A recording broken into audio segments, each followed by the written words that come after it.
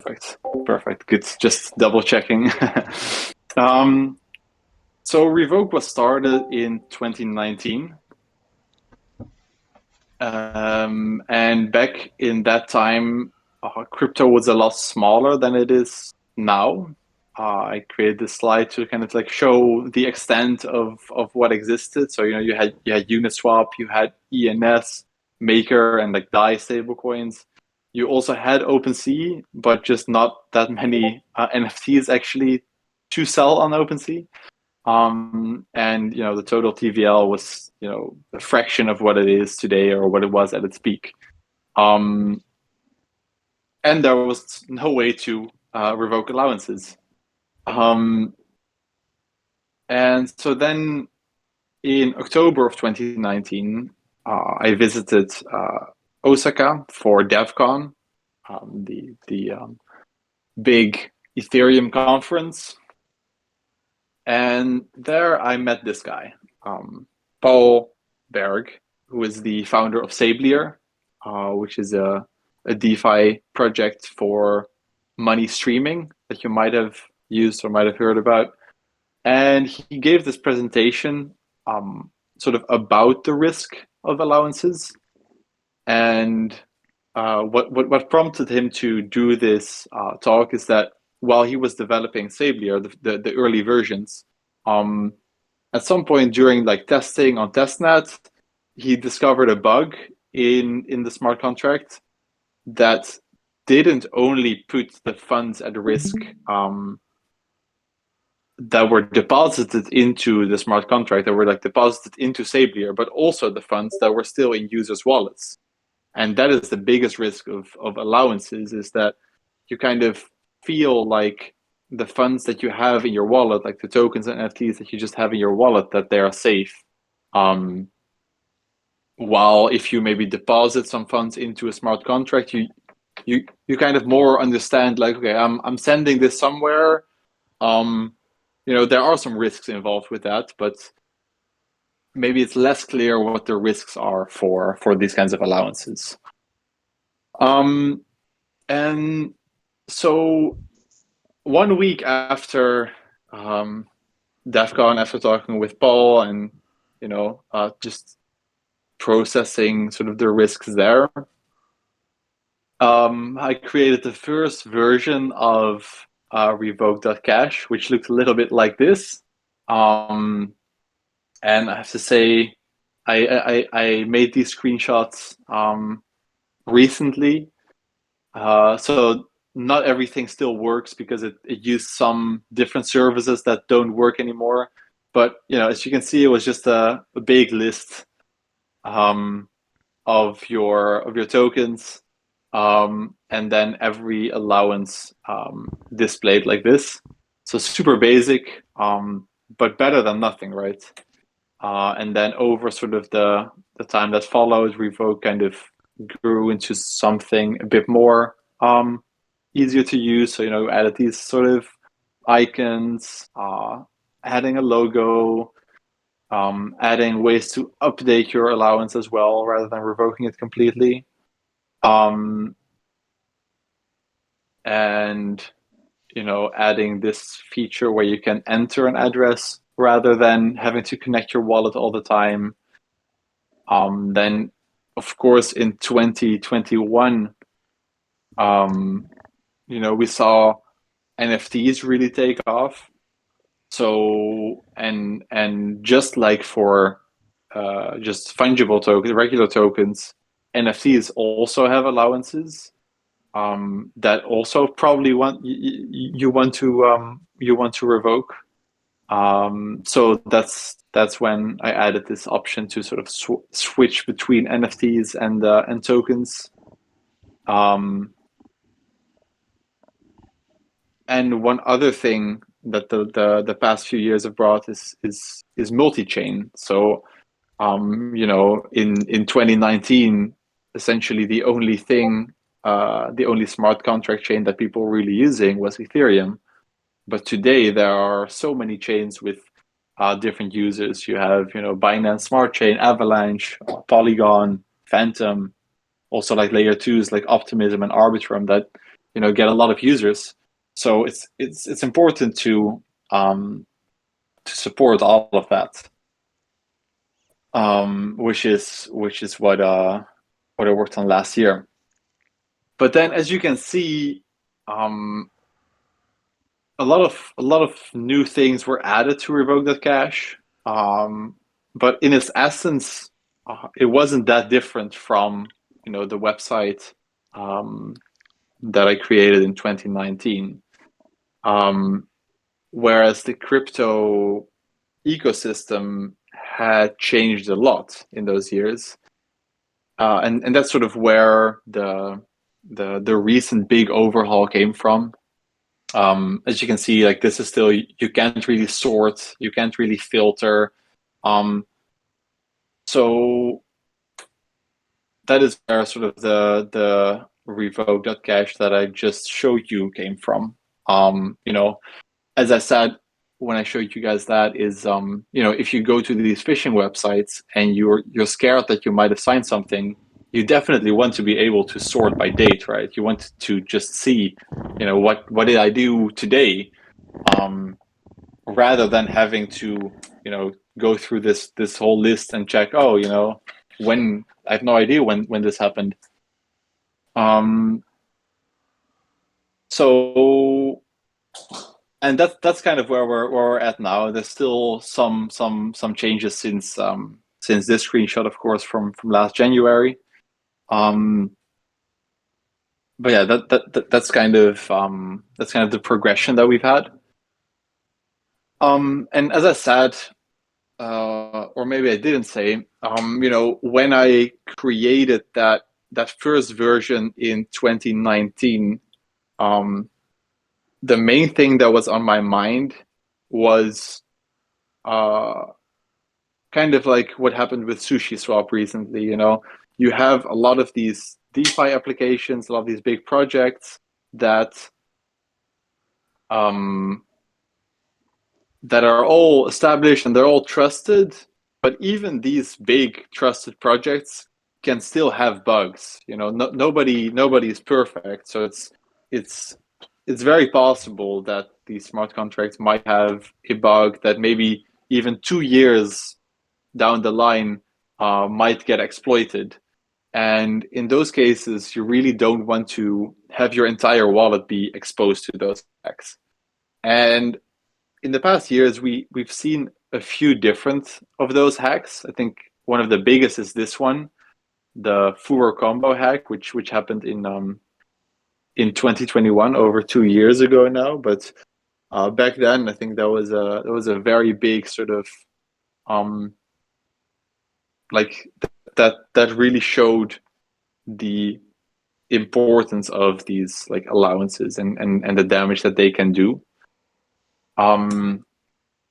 But what we also saw in sort of the years after that, so in maybe the past 2 years, something that happened actually way more often than these projects getting exploited, is that scammers are just creating fake websites, these phishing websites where they try to steal your money directly rather than trying to hack some existing protocol.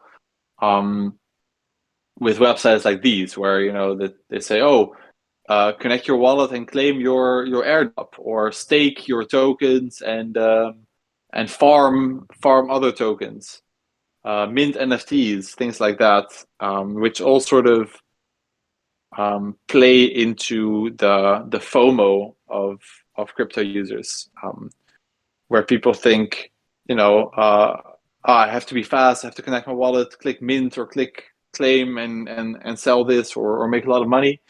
But then rather than actually claiming an airdrop, what they ask you is, hey, give us an allowance, give us an approval for all of your DAI or all of your Bored Apes, or whatever. And so yeah, that has become a much larger problem than it was earlier as well. And for that, I also developed the Revoke.cash browser extension, which I think is somewhat comparable to Pocket Universe, which was talked about earlier today as well, where the idea is that you want to kind of make sure that you know what you're doing. Like if you're on this website where you think you're minting an NFT, but then actually they're asking for an allowance or something like that. So for that kind of thing, like these kinds of extensions like Pocket Universe or Wallet Guard or this Revoke extension can be super useful.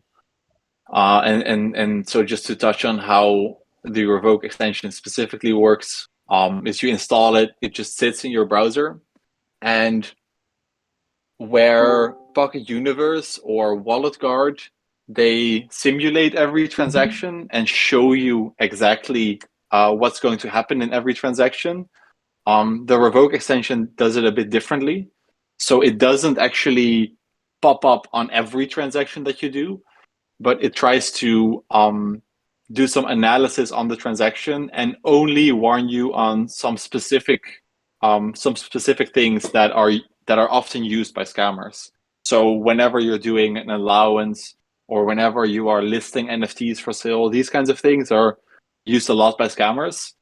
And then, like for example, here you are on Uniswap, and it says, "Oh, you have to give an allowance to Uniswap." In that case, you think, okay, well, yeah, that makes sense that I should be doing that.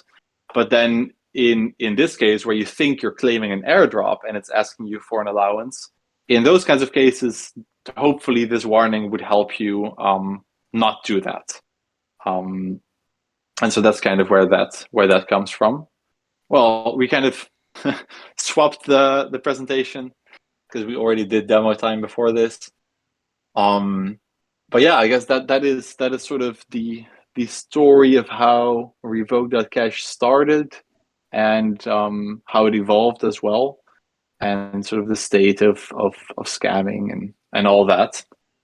So yeah, I'm happy to take some questions about all that. Yeah, thanks, Roscoe. That was awesome. I really enjoyed that. Has anybody got any questions? I'll look in these security channels. Oh, here we go. We have got some. Right. So I see this question here in the chat that says, so an allowance can lay dormant indefinitely then. So fair to say that during bear market, there may be a lot of traps being planted for scammers to pounce on once the bull market starts. So yeah, theoretically, these allowances can stay dormant forever. Like as long as you don't revoke them, they will stay active. But generally, these scammers will try to steal what they can steal now, rather than trying to think ahead and look forward. And I think one big reason for that as well is that if they would like lay these traps, like you say it would be possible for users to just revoke those allowances before it gets to the time where they can sort of cash in on their trap. So yeah, it's definitely possible that people would do that, but it's more common that they will try to steal what they can right now. But what's also important to note there is, for example, if you have 100 USDC in your wallet and you sign this kind of allowance that gives a scammer access to your USDC, and they steal that 100 USDC immediately, but the allowance still stays around. So if you buy more USDC later, they can just steal it again. So even in the case where they already stole your money, you still have to make sure that you revoke those allowances so that they cannot keep stealing it in the future as well.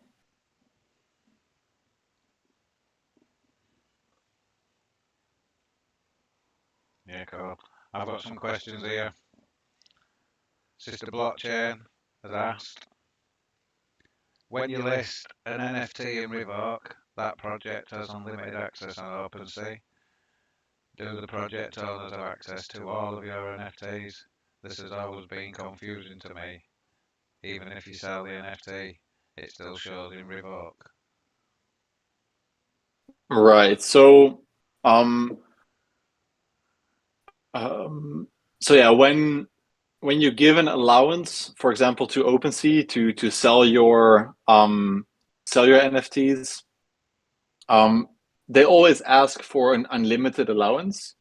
And what's important to understand there is that the unlimited means unlimited of this specific NFT or like this collection. So if you give an unlimited allowance for your Bored Apes, that means that this address has access to all of your Bored Apes, but not your Cool Cats or your Azuki or any of these other NFT collections.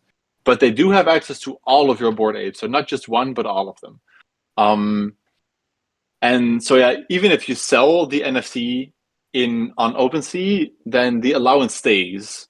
So that means that if you would buy, for example, that NFT again, if you would buy a new Bored Ape after selling your old one, then the allowance would still be active also for that new Bored Ape. Yeah, I think does that answer the question? Yeah, that was good. I've got another one here. This is off Graham. Can I ask why some contracts don't show up on Revoke?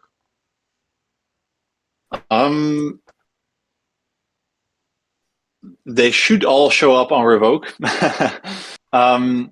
Every now and then, like what happened with the Bulls and Bears NFTs, every now and then a certain NFT or a certain token might get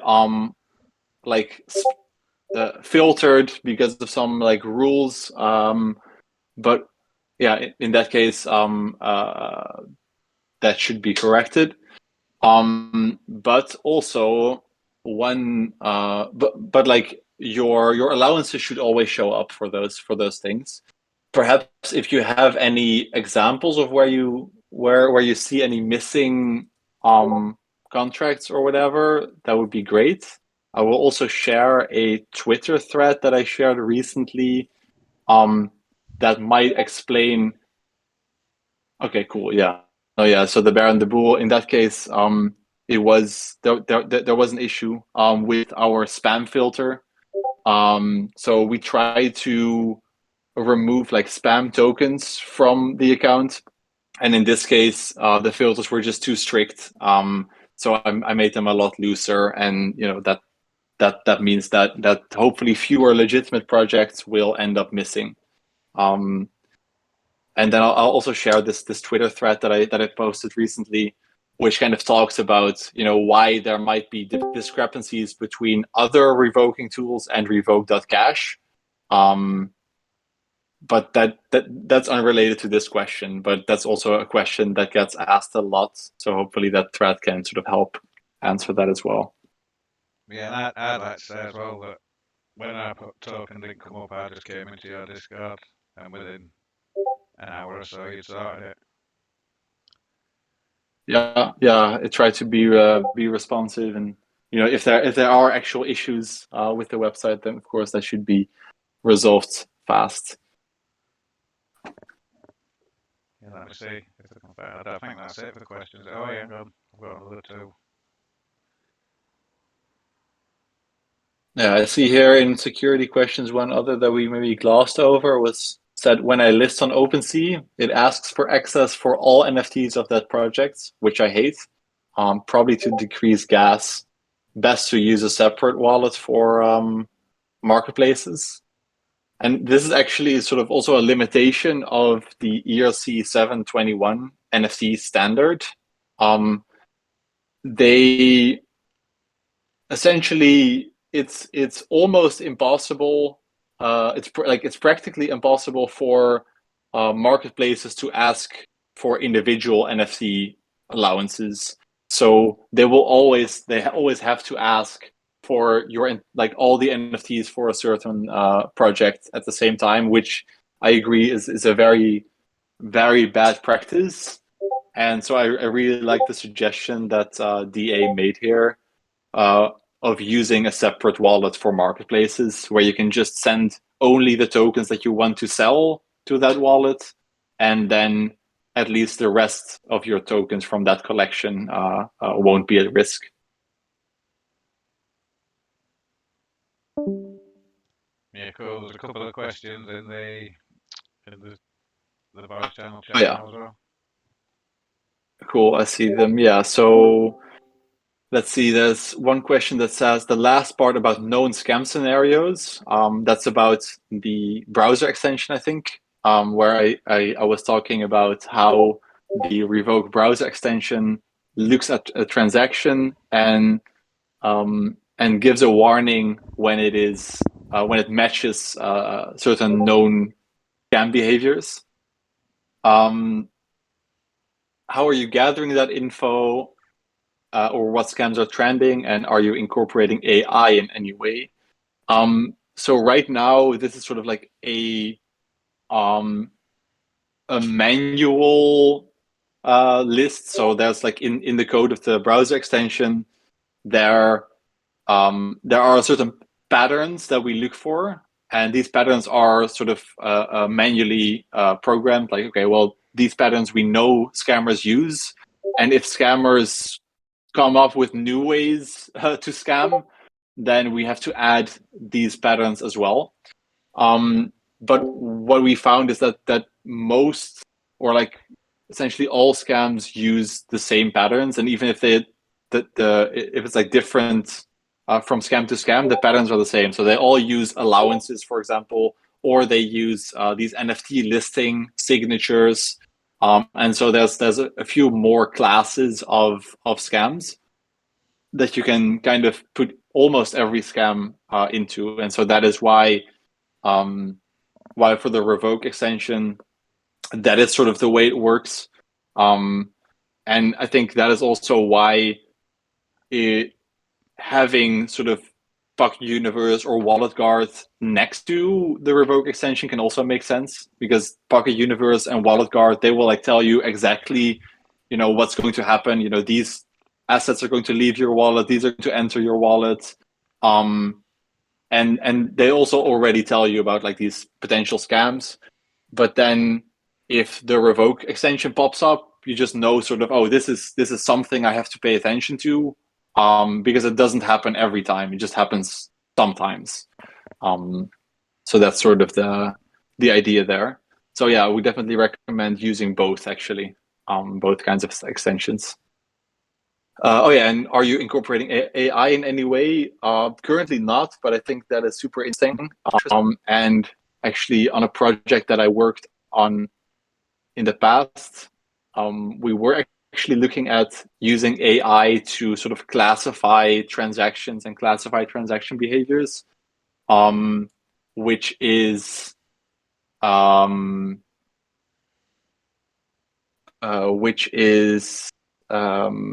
super interesting, and it worked quite well. So yeah, I can definitely see that being something to look into further. So here's, I see a follow-up, and generally scammers are rather lazy then. They rinse and repeat what they've done before.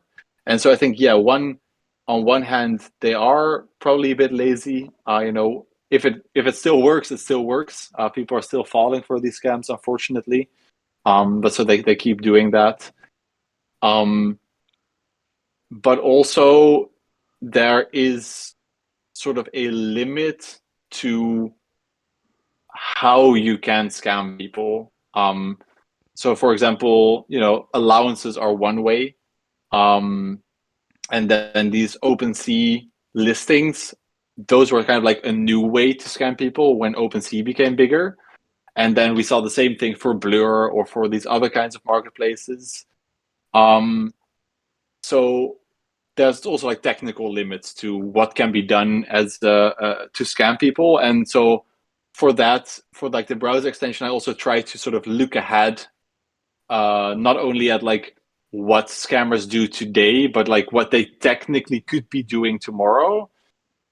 And still, even if you kind of consider all the things that they could be doing but aren't doing, there's still sort of a limited list of like the techniques that they can be using. which is I guess is a good thing, because if there's like technically a limited list of things that they can be doing, that's sort of also easier to guard against. So yeah, that's good for us, hopefully. And then I see one more question. If you discover you've been attacked or compromised, what is the quickest first step to do in Revoke? And is there a quick revoke all button, or just have to go through one by one? Great question as well.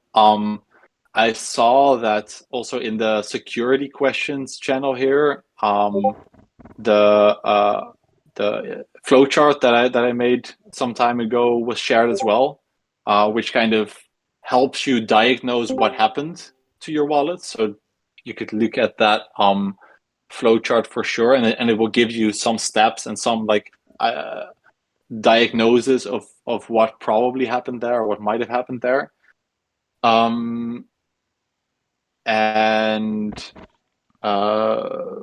But in general, if you go to Revoke.cash, when you suspect you've been scammed,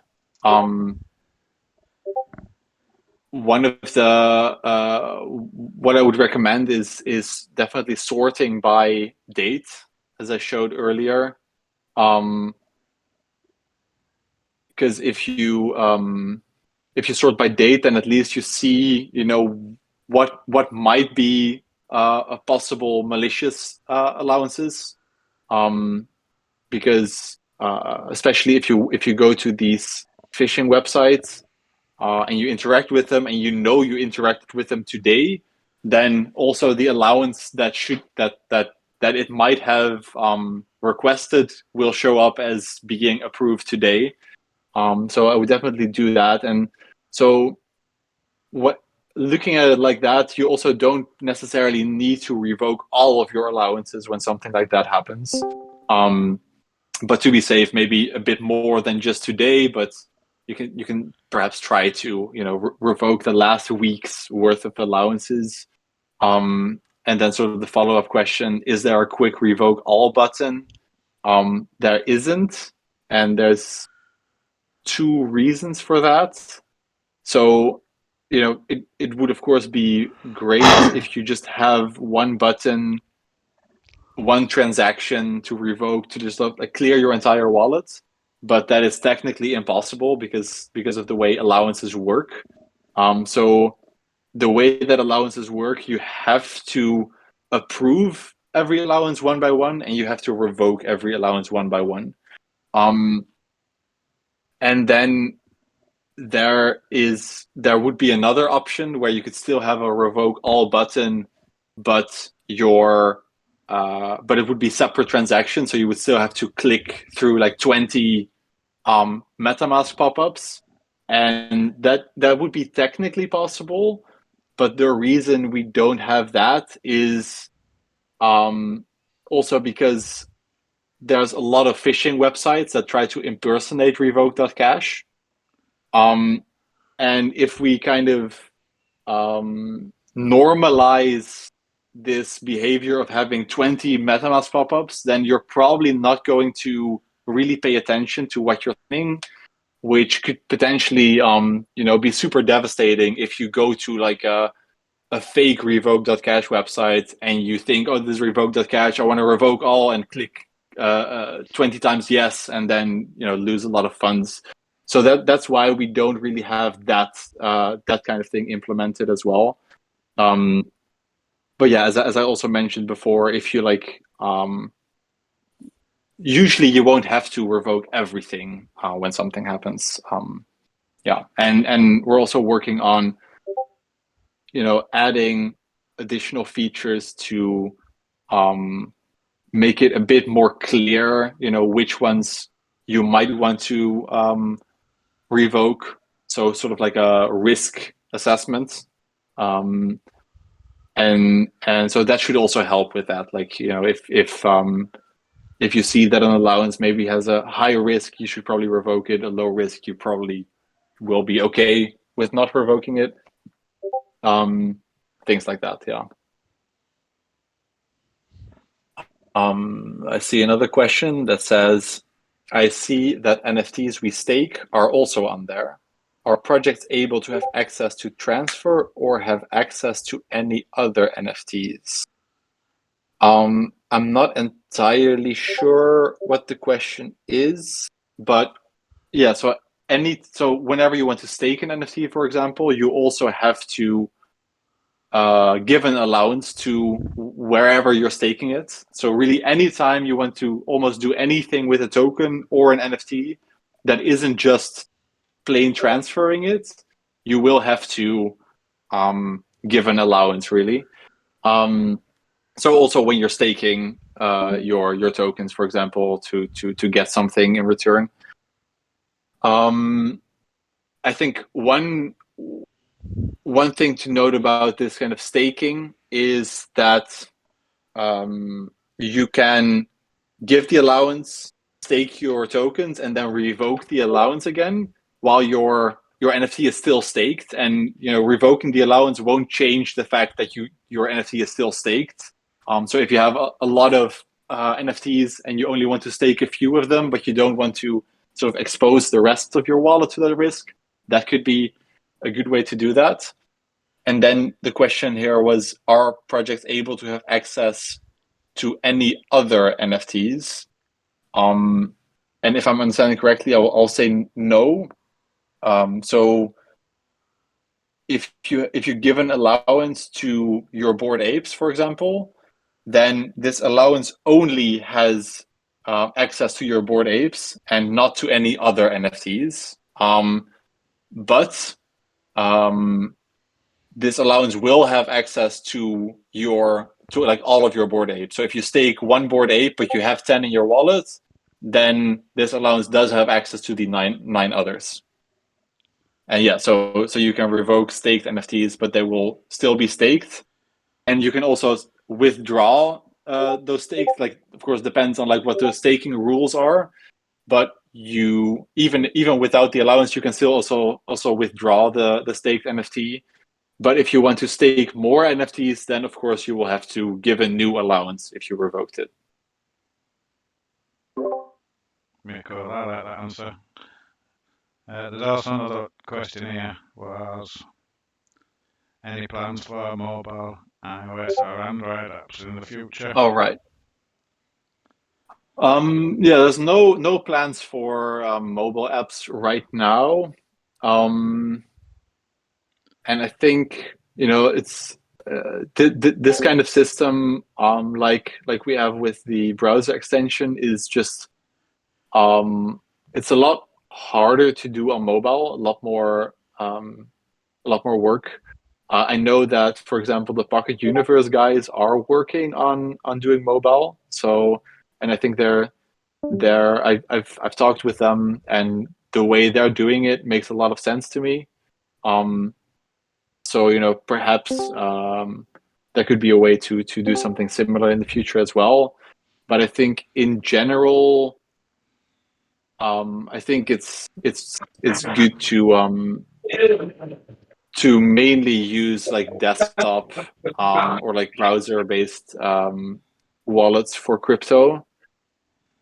And the main reason for that, can we mute this person? I think That can we force mute or?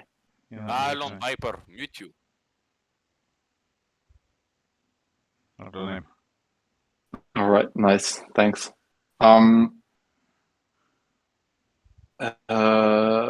Sorry, just lost my train of thought.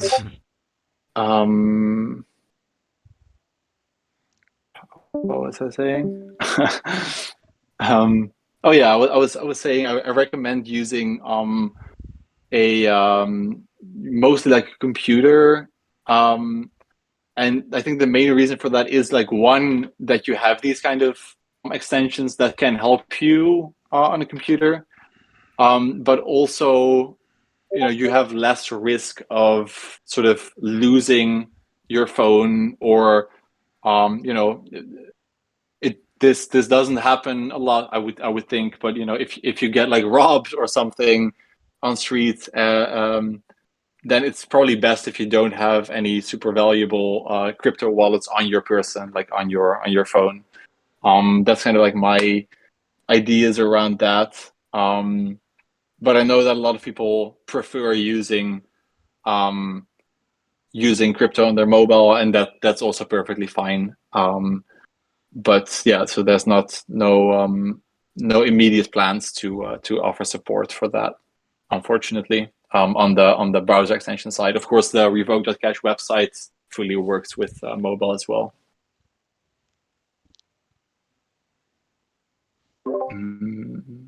And then I see one more question here. What personal actions do you personally do each time you do a buy, sell, mint, etc.? Do you revoke immediately after or case by case? So in my case, it's more of a case by case thing, and I think the biggest, or the one thing that I do most for like my security personally is keeping sort of assets separated in different wallets. And so then in that case, even if something were to happen to some of the assets in one wallet, then it doesn't necessarily impact the other wallet's assets as well. So I think that is definitely one of the sort of more low-hanging fruits that you know was talked about earlier today in the call as well. You know, you can have sort of one wallet for doing these kind of more degen things like minting, buying, selling, sort of a very active wallet, and then have a wallet that's a bit less active where you store more of your valuable items. I think that's one of the best things that you could do.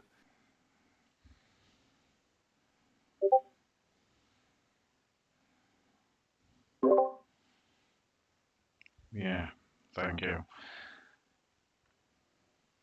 Let me see, I think I had a question for you, don't I? Yeah, what's the most common scams that you see around? Yeah, good question as well. I think usually the kinds of phishing websites that I see is you know, it's usually something to play on like the FOMO of people, like you know, minting an NFT from a big project, like, you know, that's a website that says, oh, mint the new project from Yuga Labs or something like that, or claim an airdrop, or these kinds of things where people think, oh, if I do this fast, and if I'm like among the first to do this, then I'm probably going to make a lot of money with this. That kind of like websites, I think, are the most common to watch out for. And then sort of more like technically what kind of things they do. I think for me, the scariest scam that there is that is common right now is the NFT marketplace listing scam, where you know, they ask for a signature. It's not even a transaction, it's just like a gasless signature, which then basically you're listing your NFTs on OpenSea or on Blur for 0 ETH. And the scary thing about that is that you can list all of your NFTs for which you have an allowance to OpenSea all at the same time. So with like these allowance scams, at least it's limited to at most they can steal all of your Bored Apes or all of your USDC at the same time. But with these marketplace scams, they can steal all of your Bored Apes and your USDC and your Cool Cats and your any other kind of asset that you might have approved to OpenSea. And I think that is super scary. And that is something to really look out for. And I think what is important to note there as well is that a lot of people have this conception that if you're not sending a transaction, it's safer. So if you're sending a transaction, that might be unsafe, but if you're just signing something without paying gas, that is somehow safer. And that is just not the case, because, for example, with these kind of scams, you don't have to pay gas. You don't, sign a transaction. You just sign this message, and then, they're able to steal that. And so to combat that, or like to stay safe from that, I would recommend try to keep like your allowances to these marketplaces to a minimum.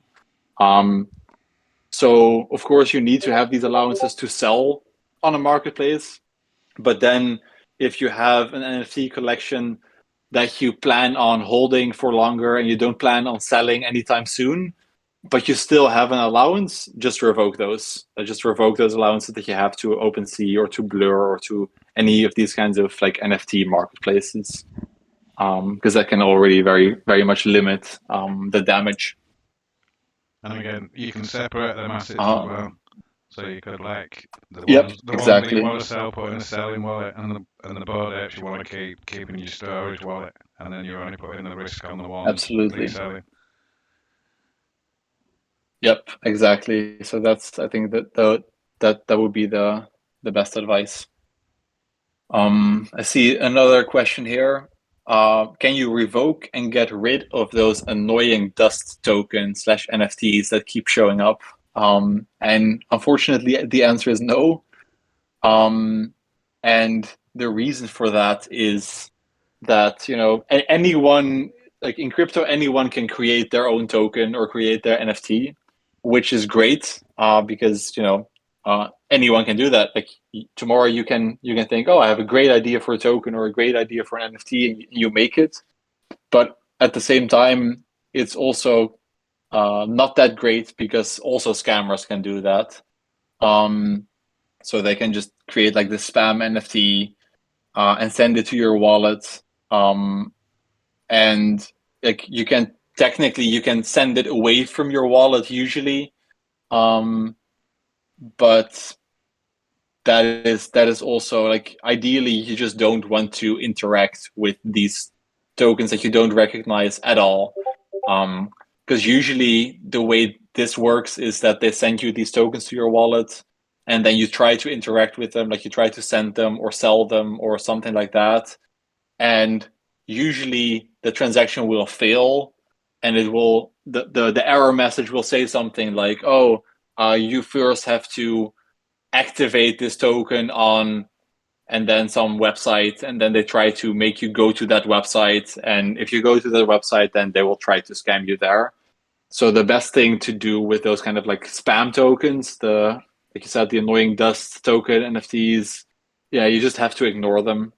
And that is also like part of the reason why on Revoke, I'm trying to have these kind of like spam filters that I talked about earlier, where, hopefully some of these spam NFTs will just not show up. But it's a fine balance to make sure that all the legitimate projects do show up, but then all of the spam tokens don't show up. There has to be like some line where, and then I think it's probably more important that at least the legitimate projects show up, and that's also why recently, I made those filters a bit less strict, so that legitimate projects like this don't get filtered out. While hopefully still a few spam tokens will still get filtered out. And no, so another question here is, doing the hide function on OpenSea, that doesn't trigger an allowance, that puts you at risk. No, that's right. So the hide function on OpenSea is just on OpenSea. So there's nothing like on-chain happening there. There's no transactions happening there. It's just it's OpenSea's way of doing this kind of spam filter as well, like just allowing you to say, I don't want to see this in my interface. But yeah, so there's no risk for that.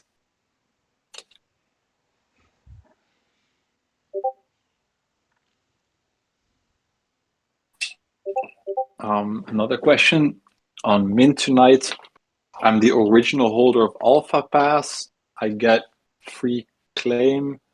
What? I don't think that's a question for you. Right.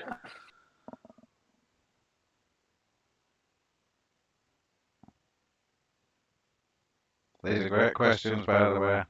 Okay, I'm Online Crypto. And everyone. An awesome Yeah, answer. definitely.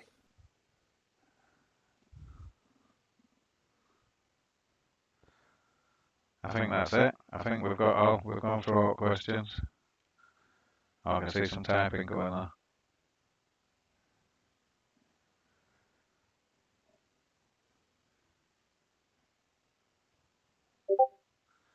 Yeah, well, when I have to ever investigate any, like where people's had anything missing, and I always come on to Revoke first, and I'd say over 90% of the time, it's always because they've got approval set.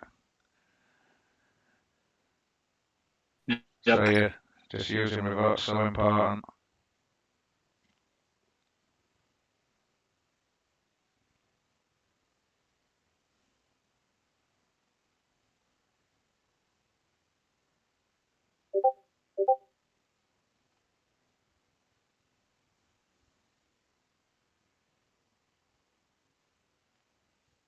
Yeah, that's it. I think that we've gone through all questions then.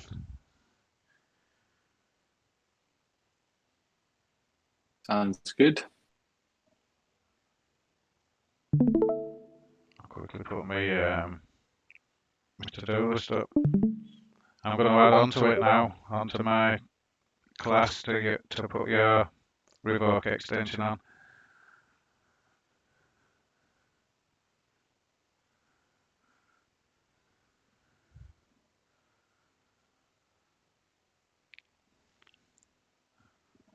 So there's my to-do list.